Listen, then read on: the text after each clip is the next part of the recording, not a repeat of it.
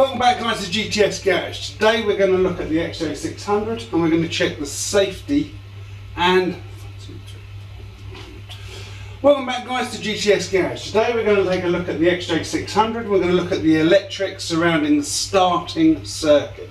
So we now are confident that the lighting circuit works, and what we're going to do is just run through those, make sure we have everything that we think we do, and that's always a good step. If you've got anything, it's before you start to work, is to make sure you still have it. That way at the end of the process, if you lose something, you're confident that you've touched something and you can backtrace what you're doing. If you're not confident you had it prior, especially if there's a week or two between each of your tests, you want to make sure you still have everything. That gives you a basis to work back to should anything go wrong. Okay, so the first thing you are going to need is going to be you are going to need a multimeter. Now this is mine, there are several different types. Preferably you're going to want one with an audible beep that checks for continuity. I can never say that word first off. But you're going to need a continuity tester, and an audible one is far better than one that isn't. Otherwise you're just getting readings and you're never quite sure. To be absolutely honest, get an audible one. So this is the LAP MS8212A. And I like it, it's not too bad. There are some bits, and I'll probably end up doing a review on this at some point in the future. But this is the one that I'll be using today. And I'm also going to use a couple of pieces of wire, because the one thing that this doesn't have are the long probes. And because it doesn't have long probes, sometimes you end up it's difficult to kind of get it into the connector block and get a good connection. So the easiest way to do that is just put two wires in the connector block that does that, and then you just touch these to the two wires and you get your continuity test. Simples. So that's what I'm going to be working through today, and hopefully we'll find out where the fault lies in this bike and why she won't start, or why I'm unable to start her from the starter button. Now if I just throw a screwdriver into the starter relay, she will go, she will fire. Just hold it there, turn the ignition on, and she will start, not a problem at all. But what I need to do is to be able to get her to done from the button, or get her to start from the button. So let's crack on. Okay guys, first step is to lower the table slightly. To do that I just need to pump her up first. Got to make sure I don't put her through the front of me bike behind, that would be annoying. So I think that is about as close as I'm comfortable with. It's not going to take it off the... It's always the way, but I've got to move the bike behind it.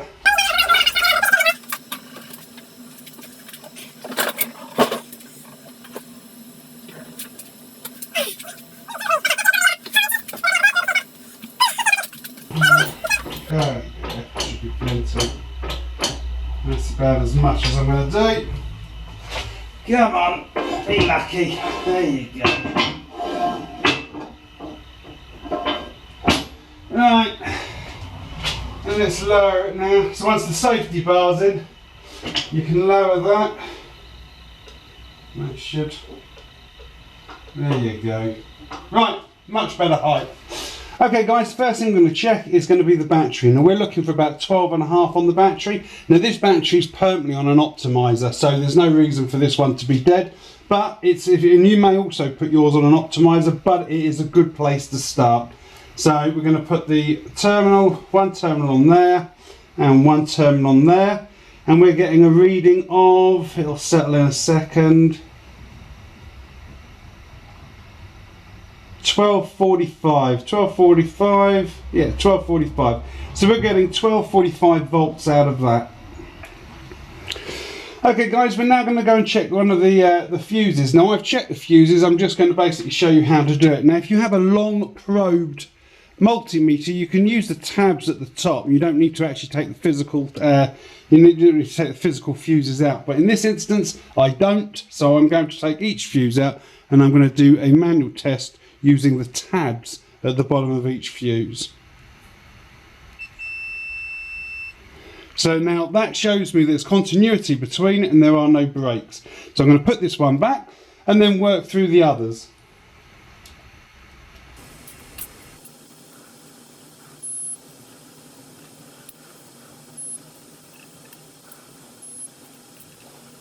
Okay guys, that is as easy as it gets.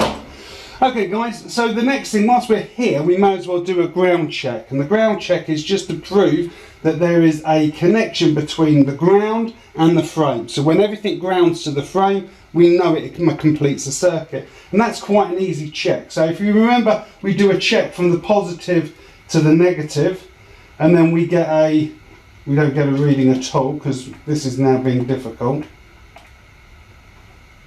Hang on, let's just start that again. Equipment never works like you think it's going to. Or I've pressed a button, one of the two. So we know there should be a connection there. It's a function.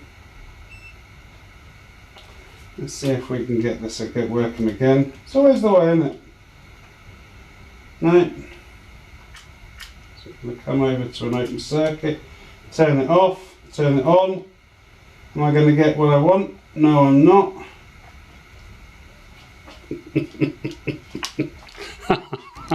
Okay, so now I've repositioned it. So basically we've got a 12-4-6, and you can do that around the bike. Okay guys, we've now done the battery, we've done the fuses, and we've checked the ground points. The next stage is to check the ignition, to check the run switch and the cut-off switch, to check the side stand, the neutral light, and the relay loom. So they're the things that we're going to be checking now. So let's crack on. Okay guys, that's the ignition off for me. Now you're going to have to do this test with the, to be honest, I don't think it's worth taking your ignition barrel off the bike for this test. You just need to disconnect it from the wire harness to do it. But what is important is that you switch the ignition on. To do any testing on the ignition, it has to be in the on position. So take the key, turn it on. So the next test we're going to do is to the ignition block. So you trace back from your ignition block to the wire. Let me just put this down. Bum, bum, bum. And we check this. Now I've replaced this because the old one was faulty, so I'm hoping you can see that. As you're looking for continuity between the red and the brown cable. So we're taking our continuity tester, and we'll turn it to, again, the ohms position. So you're looking at ohms. Again, that's that symbol there. You can see it's got the sound on. Put the function so there's an audible beep, and then we're going to test the brown. It doesn't matter which of the connectors go, or which of these prongs go onto them, it doesn't matter. All you're doing is testing for current. So we now know we have power or continuity between the red and the brown wire when the switch is in the on position. Now let me just turn that ignition off. That's it off. Now we're looking for continuity. You're going to get nothing. Okay, so let me just put that there and that there. Hang on. Sorry, just right, nothing at all. Turn it on.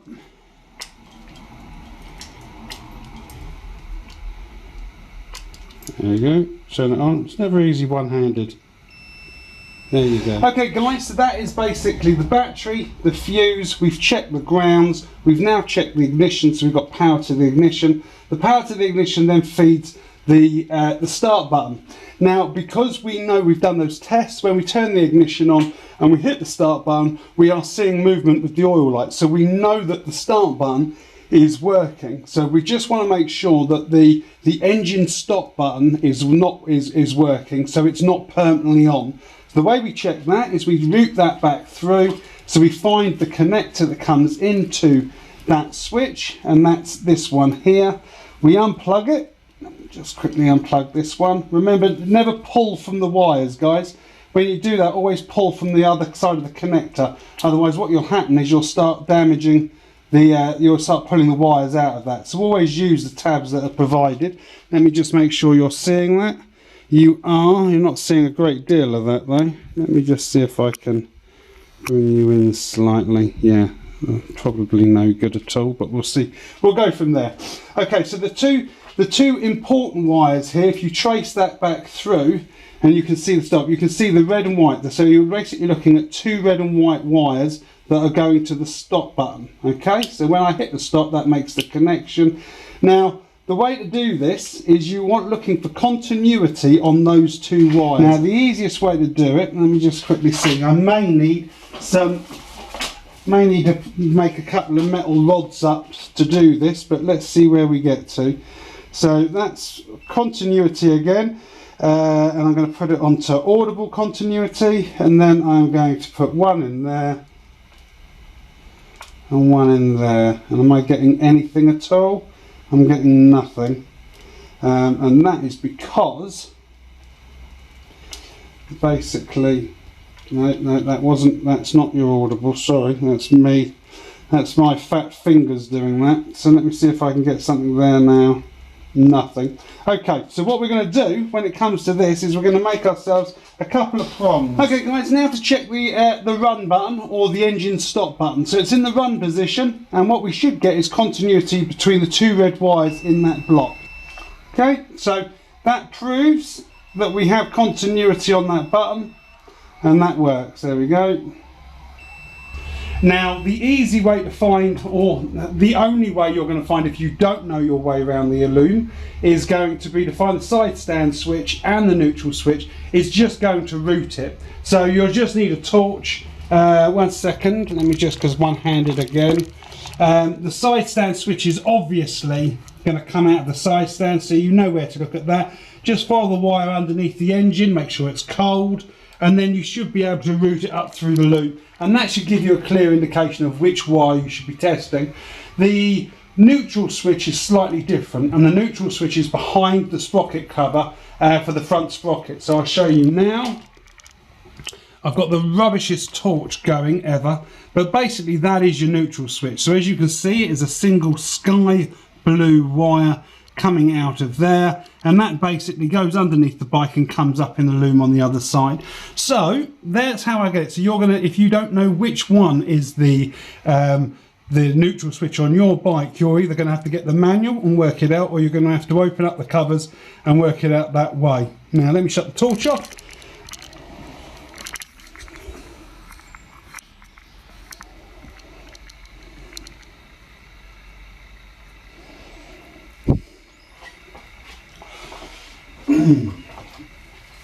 Okay, given the fact that you've routed round and you're now familiar where the side stand switch is and where the side stand switch and the neutral switch are, they're basically these two here. So you've located these two, basically these two blocks here.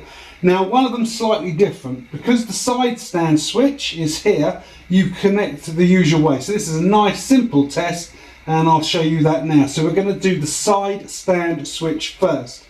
Now the side stand switch, basically the colour coming from the loom is yellow and blue and black, and all we want to do is take the side stand switch side of the connector. We're not interested in the loom side of the connector, and all we need to do is prove there is continuity between those two prongs. So we're going to set the multimeter to ohms and to continuity. And all we do, it doesn't matter which side which prong goes on. I'm hoping I can get a signal. Of course not. There you go, perfect. Okay, so it's just that loose cable at the back. So all we're doing with the side stand switch is to unplug it side by side, plug black, doesn't matter which way round it goes, in it goes, and that does. So we now know that the side stand switch is perfectly okay.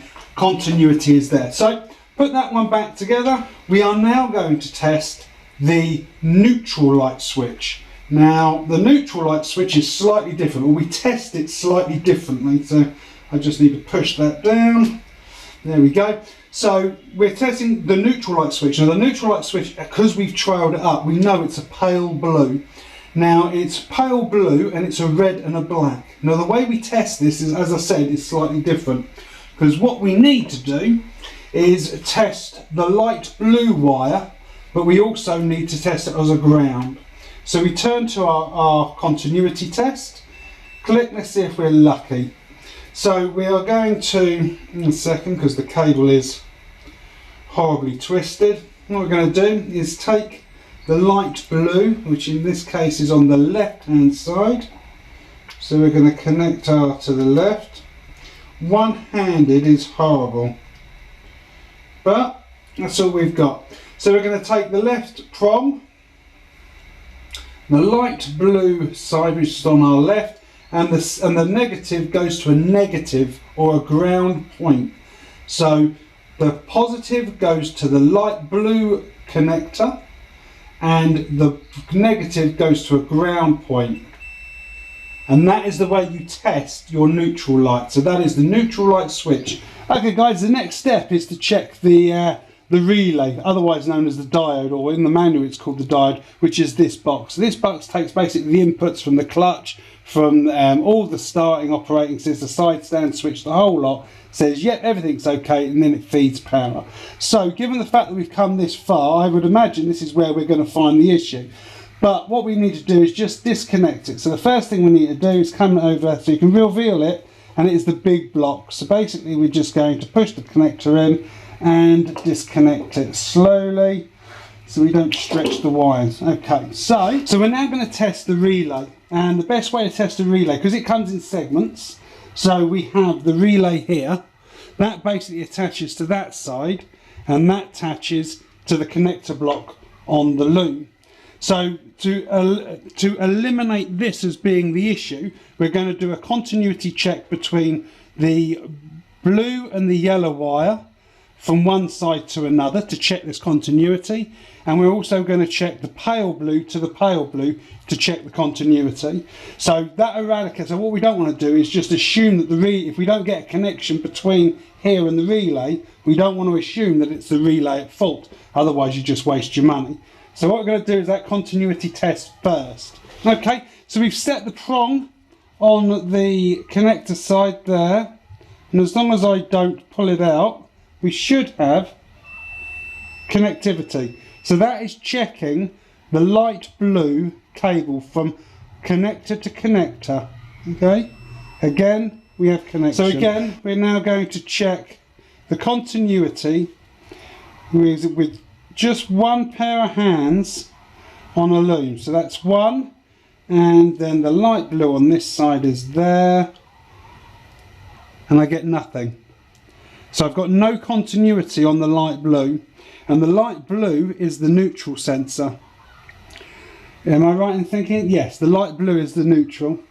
So that is basically saying that there is no signal from one side of the loom to the other to the relay, and that's why the bike won't start. Once you've eliminated this as being the cause and you've got continuity between everything on here, you plug the relay back in like so, and then you do your continuity tests on this side of the connector. Okay, so with that attached, what you should end up is continuity between the blue and the yellow cable and the light blue cable. So they're the two prongs that you touch.